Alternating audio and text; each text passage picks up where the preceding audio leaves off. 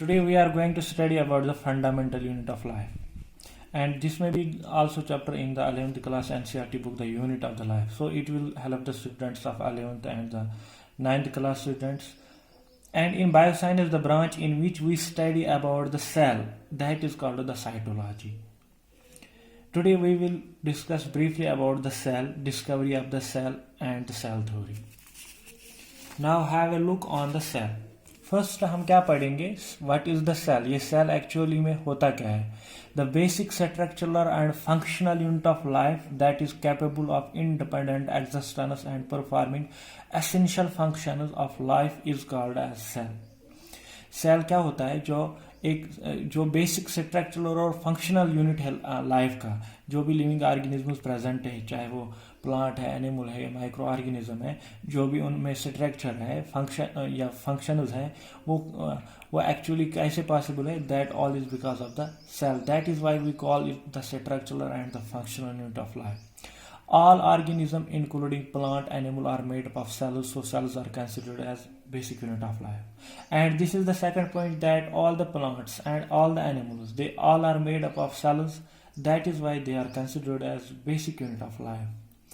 Now we will study the discovery of the cell. Who discovered the cell first, and what was the experiment? Robert Hooke first discovered cell in 1665.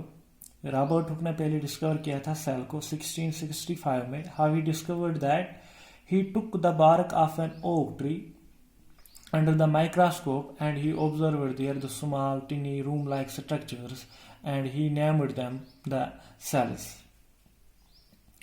After that another scientist came that was named as the Antony von Leeuwenhoek in 1674. He took the droplet of a water from the pond and observed it under the microscope and he found their small dot-like structures and named them animalcules and called these are the living cells. Now another topic is there, that is the cell theory. In cell theory there was the contribution of mainly two scientists, like as the German botanist M. Schleiden and the German zoologist Schwann. They both give some postulates and after that another scientist came that was named as the Rudolf Virchow.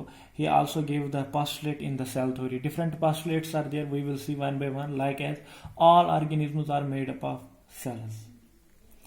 Cell is the structural and functional unit of life. All cells arise from pre-existing cells. Cells contain the hereditary information which is passed from cell to cell. All cells have same chemical composition. पहले वाले postulate में ये बताया गया है कि जो भी living organism है वो सब cells के बने हुए हैं, चाहे वो plant है, animal है या micro organism है. इसके बाद में दूसरे में बताया गया है कि जो कोई भी फंक्शन एक लिविंग ऑर्गेनिज्म करता है या जो उसका स्ट्रक्चर है, that all is because of the cell. फिर ये बताया गया all cells arise from pre existing cells. ये रडोल्फ वर्चो ने ये पोस्टुलेट दिया था कि हर एक सेल किसी न किसी सेल से अराइज होती है. उसने एक स्टेटमेंट दिया था, ओमनेस सेलुला ई सेलुला.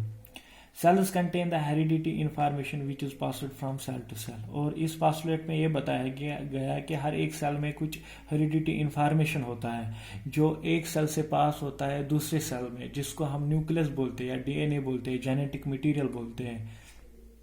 All cells have the same chemical composition. और इसमें यह बताया गया है कि हर एक सेल में same chemical composition होता है. Basically cells are made up of same chemicals. Now it is clear to you.